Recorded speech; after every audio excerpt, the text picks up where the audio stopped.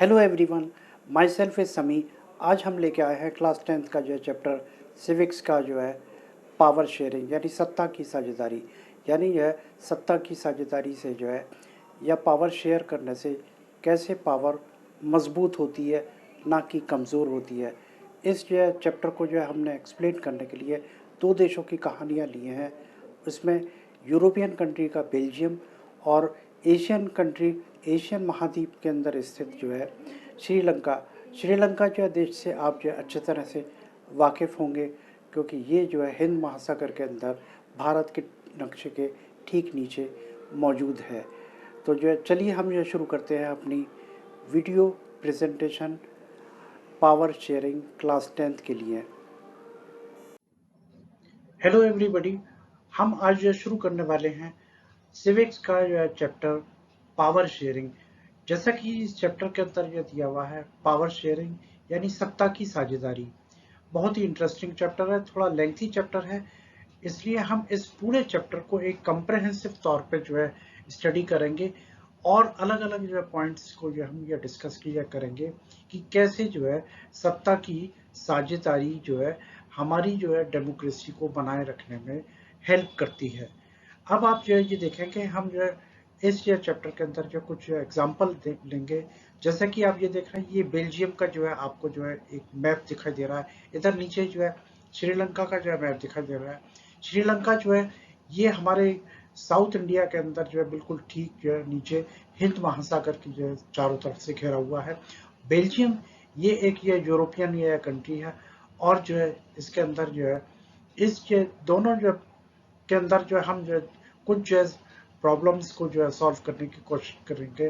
कैसे जो है इन्होंने जो है अपने देश की समस्या को जो है सुलझाया और अपने अपने जो है देश के अंदर इसको जो है वो किया। तो ये हम जो है स्टडी करेंगे लोकतंत्र सत्ता के बंटवारे की मांगों को कैसे संभालता है, और ये हम जो है इसके अंदर ये डिस्कस करेंगे बेल्जियम और श्रीलंका से। ये दोनों कहानियां इस बारे में हैं कि कैसे लोकतंत्र की सत्ता के बंटवारे में मांगों को संभालता है। The ethnic composition of Belgium and Sri Lanka. Belgium और श्रीलंका की जातीय संरचना की आधार पर हम जो है इस जो है चैप्टर को ये पढ़ेंगे। तो ये अब आपको जो क्लियर हो जाएगा कि ये चैप्टर जो है पढ़ने के बाद आपको समझ में आ जाएगा ये पावर शेयरिंग क्या चीज है। पावर शेयरिंग का मतलब पावर को जो शेयर करना। पावर को शेयर करने से पावर घटती नहीं है बल्कि जो है बढ़ती है। कैसे बढ़ती है इसके बारे में हम जो है डिस्कस करेंगे एक एक पॉइंट के जो है के जरिए से। Ethnic composition of Belgium. Belgium की जातीय संरचना की बात हम कर रहे हैं। ये बेल्जियम का जो है आपके पास जो नक्शा दिया हुआ है। कंट्रीज टोटल पॉपुलेशन 59% है, lives in Flemish region and speak Dutch language. Another 40% people lives in Wallonia region and speak French. Remaining 1% of Belgians speak German. In the capital city, Brussels, 80% of the people speaks in French, while 20% are Dutch speaking. हम जो है अब यानी language के आधार पर जो है भाषा के आधार पर जो है लोगों को जो है हमने जो है इस संरचना को जो समझने की कोशिश कर रहे हैं। इसमें आप जो देख रहे हैं पूरी कंट्री के अंदर 59% जो है जो फ्लेमिश रीजन में रहते हैं वो डच लैंग्वेज जो बोलते हैं, और जो 40% जो पीपल जो वेलोनिया रीजन में रहते हैं वो जो है फ्रेंच बोलते हैं, और इसके अलावा जो 1% है जो जो वो जो है जर्मन बोलते हैं। तो इस तरह जो हम जो जातीय आधार पे आप ये देख रहे हैं कि जो है ब्रसेल्स के अंदर जो उल्टा है, 80% लोग फ्रेंच बोलते हैं और 20% डच बोलते हैं। इसका मतलब 80% फ्रेंच बोलने वालों की तादाद जो है राजधानी के अंदर जो है ज्यादा है, बाकी कंट्री के अंदर जो है प्रतिशत अलग है 59%, 49% एंड 1%। बल्कि जो है जर्मन के की मतलब जर्मनी बोलने वालों की तादाद सिर्फ 1% है। तो हम उनको जो है थोड़ा सा जो है सोचते हैं कि जो वो जो है माइनॉरिटी के अंदर हो सकते हैं। तो अब आप जो है ये देख रहे हैं कि जो है एथनिक कंपोजिशन, एथनिक का मतलब जातीय संरचना की बात हो रही है यहाँ पर जो है। तो अब क्या देखिए, इससे पहले कि हम कुछ इंपॉर्टेंट या टर्म्स की जो बात करते हैं, एथनिक वर्ड और मेजोरिटिज्म जो वर्ड जो है इसके अंदर जो चैप्टर के अंदर आया, एथनिक का मतलब जो है जातीय संरचना की बात हो रही है, यानी एक जैसे लोगों में हम ज्यादा कंफर्टेबल अपने आप को महसूस करते हैं, अपने रिश्तेदारों में, अपने जो है जैसी जो भाषा बोलने में जो है हम अपने आप को बहुत कंफर्टेबल समझते हैं। तो इसी तरह जो है ये social division based on shared culture, people belonging to the same ethnic group believes in their common descent because of the similarities of physical types of culture, or both. They need not always have the same religion or nationality.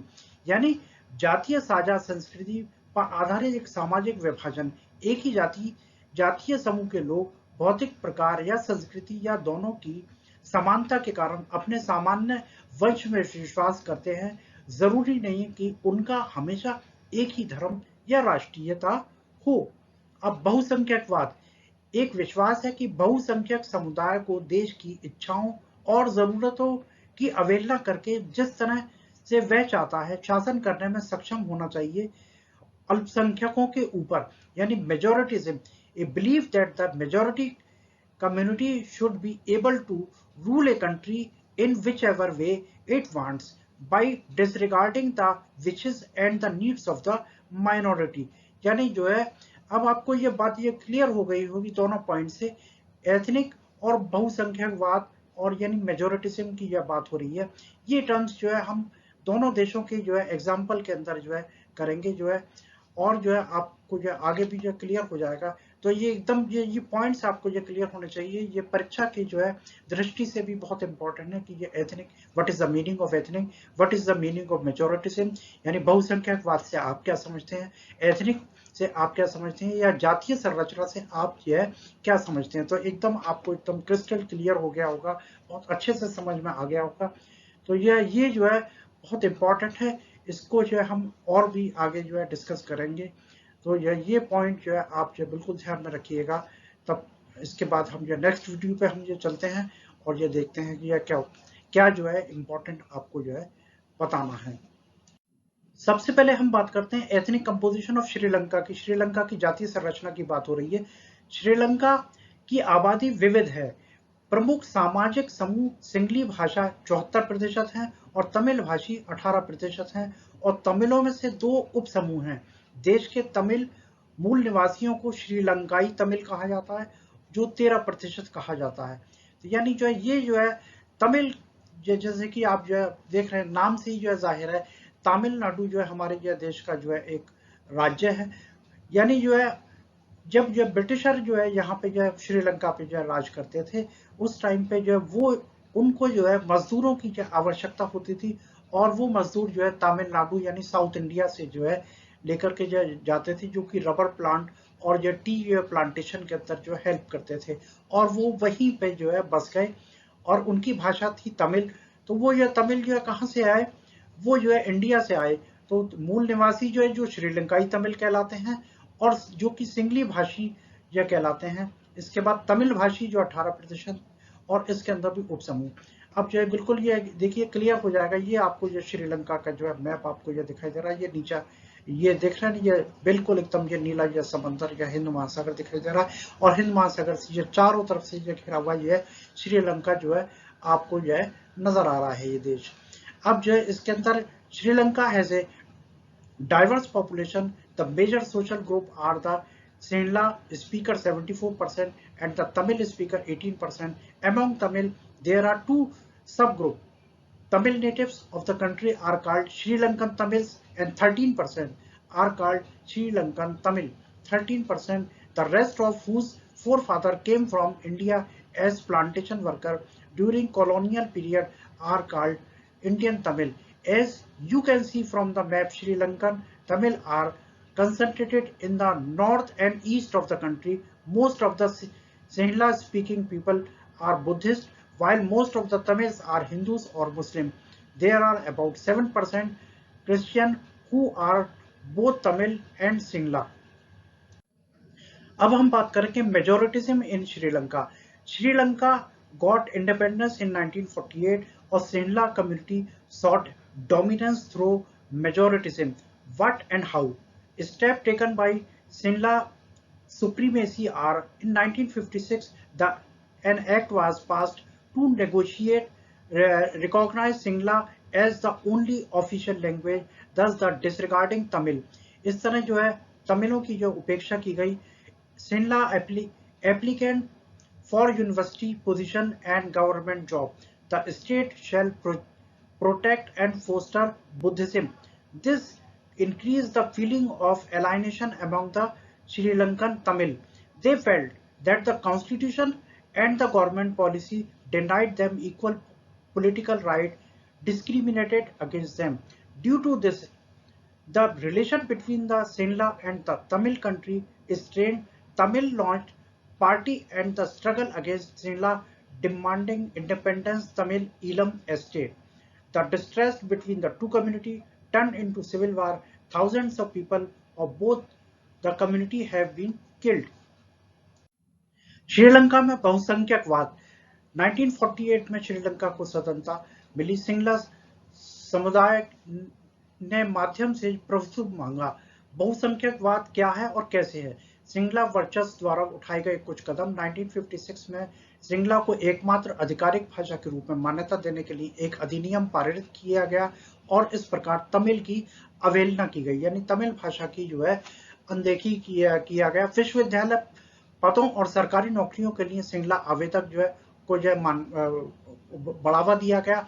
राज्य के अंदर बौद्ध धर्म की रक्षा करेगा और उसे बढ़ावा देगा, यानी यह स्टेट जो है इसमें बुद्धिस्ट की उसकी हिफाजत करेगा. इससे श्रीलंकाई तमिलों में एक अलगाव की भावना बढ़ गई. उन्होंने महसूस किया कि संविधान और सरकार की नीतियों ने उन्हें समान राजनीतिक अधिकारों से वंचित कर दिया जो उनके साथ भेदभाव करते हैं. इस सब के कारण सिंगला और तमिल समुदाय के बीच संबंध तनावपूर्ण हो गए. तमिलों ने स्वतंत्र तमिल ईलम राज्य की मांग करते हुए सिंगला के खिलाफ पार्टियों और संघर्षों की शुरुआत की. दो समुदाय के बीच अविश्वास गृहयुद्ध में बदल गया और दोनों समुदाय के हजारों लोग मारे जा चुके थे. तो इस तरह यह बहुसंख्यकवाद ने जो है जो माइनॉरिटी के अंदर थे उनकी जो है अवहेलना की, किस तरह जो है उनको जो है बढ़ावा मिला जो है, ये सब आप जो है आपने जो है बिल्कुल अच्छी तरह से जो समझा होगा. तो यानी मेजोरिटिज्म का मतलब जो कि जो है जाति मेजोरिटी के अंदर है, बहुत जो है बहुसंख्यक में है, उनको हम मेजोरिटिज्म ये कहते हैं. तो ये श्रीलंका का मेजोरिटिज्म था जो है आपको जो क्लियर कट जो समझ में आ गया होगा जो है आपने जो है इसमें जो है वीडियो में देखा. अब हम बात करेंगे जो है किस तरह जो इन्होंने जो बेल्जियम ने अपनी जो अपने आप प्रॉब्लम को जो सॉल्व किया, यानी accommodation in Belgium. The Belgium leader took a different path. Belgium leaders ने बहुत अलग जो अंदाज के अंदर जो इसको जो हेल्प ली. Recognise the existence of regional differences and cultural diversity, यानी जो है उन्होंने जो रिकॉग्नाइज किया और एग्जिस्टेंस ऑफ रीजनल डिफरेंसेस को खत्म करने के लिए, कल्चरल डाइवर्सिटी को खत्म करने के लिए अमेंडेड देयर कॉन्स्टिट्यूशन 4 टाइम्स. 1970 से लेकर 1993 4 बार उन्होंने जो है अपने संविधान के अंदर बदलाव किया. Some of the element of the Belgian mode.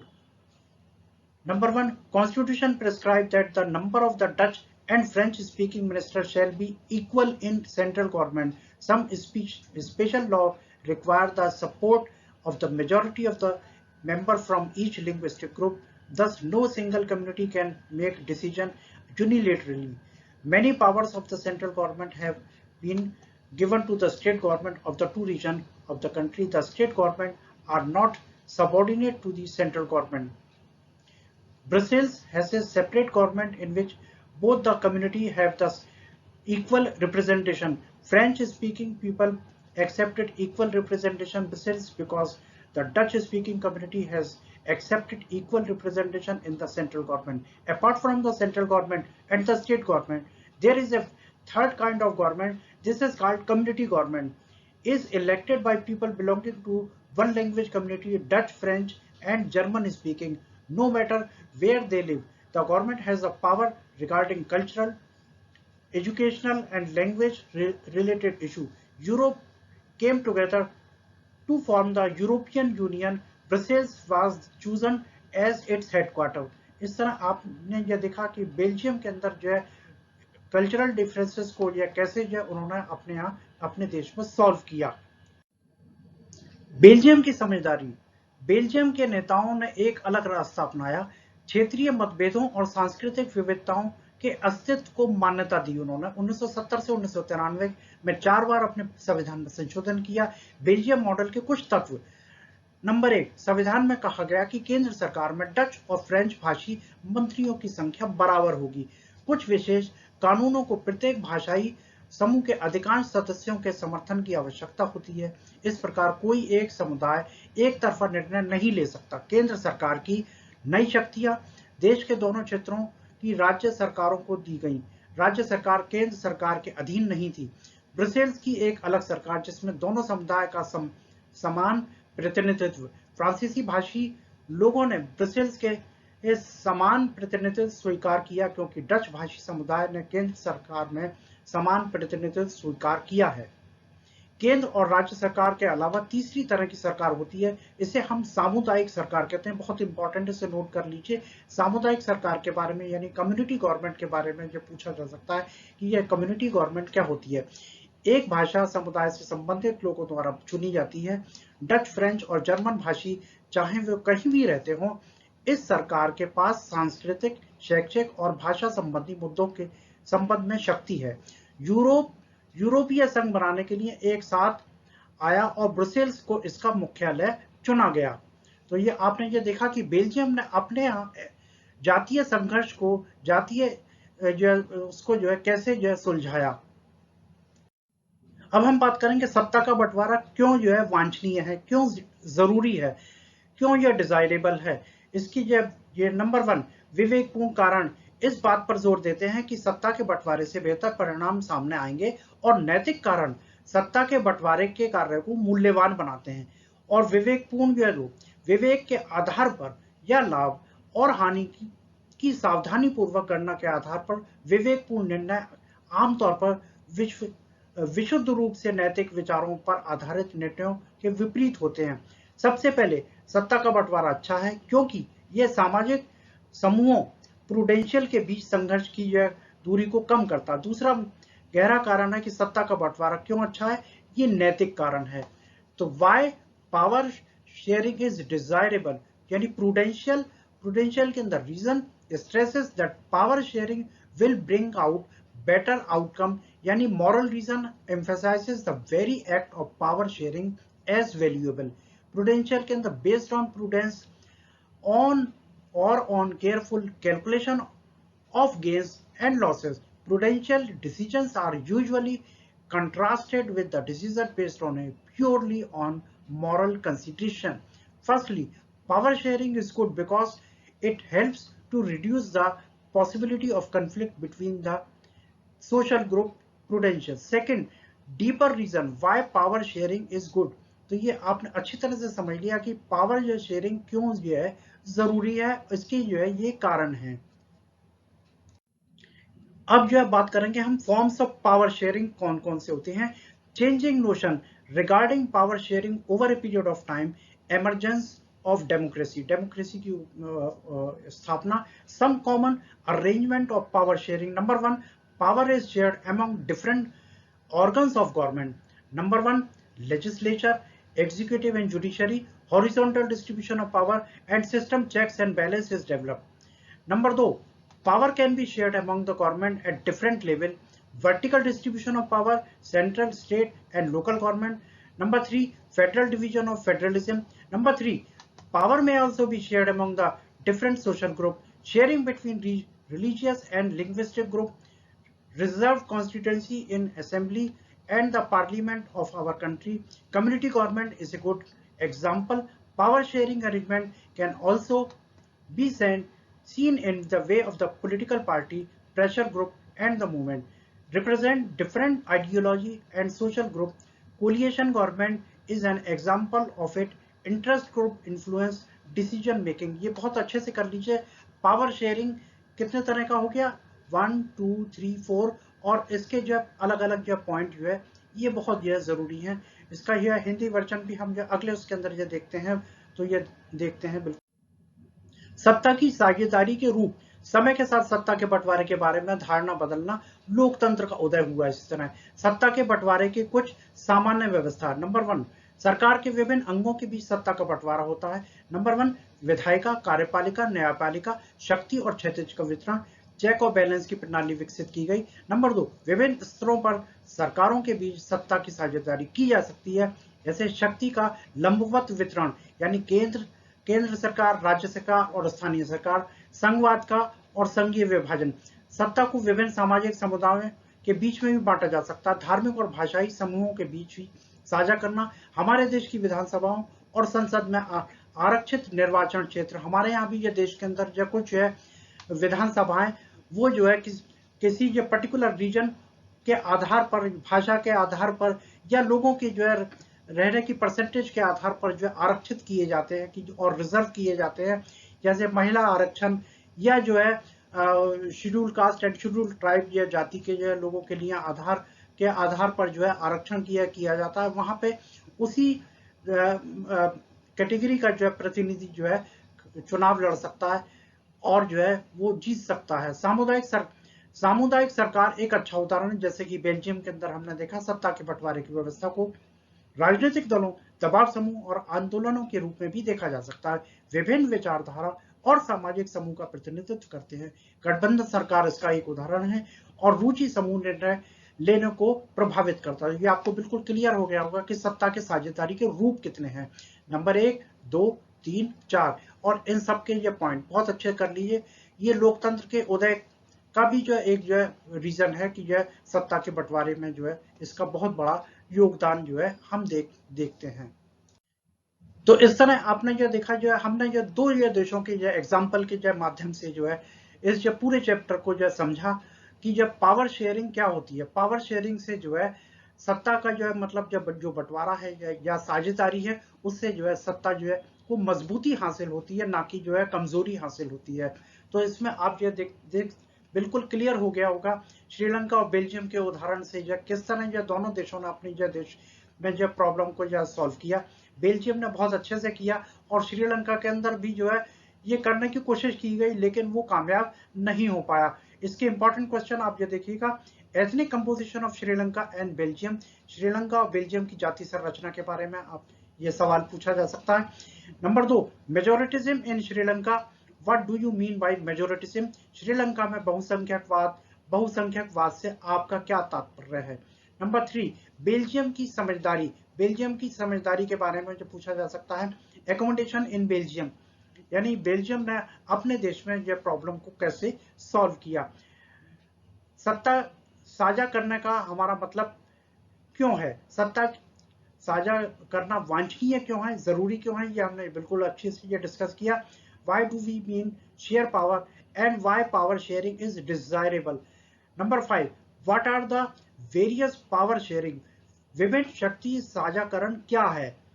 Number 6, specific form of power sharing, विशिष्ट सत्ता के बंटवारे के रूप में आप जो क्या समझते हैं इसके बारे में आपको लिखना है। तो ये बिल्कुल एकदम क्लियर हो गया होगा। अब आपको जो है ये चैप्टर के अंदर कुछ भी जो है हमने जो है नहीं छोड़ा और जो है पावर शेयरिंग से जो है आप जो है समझ सकते हैं ये जो है लोकतंत्र को कैसे बढ़ावा देता है और लोकतंत्र के अंदर पावर शेयरिंग की क्या भूमिका होती है।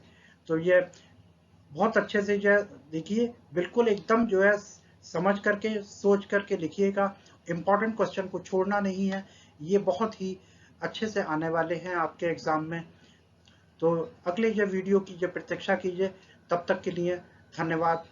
Thank you very much.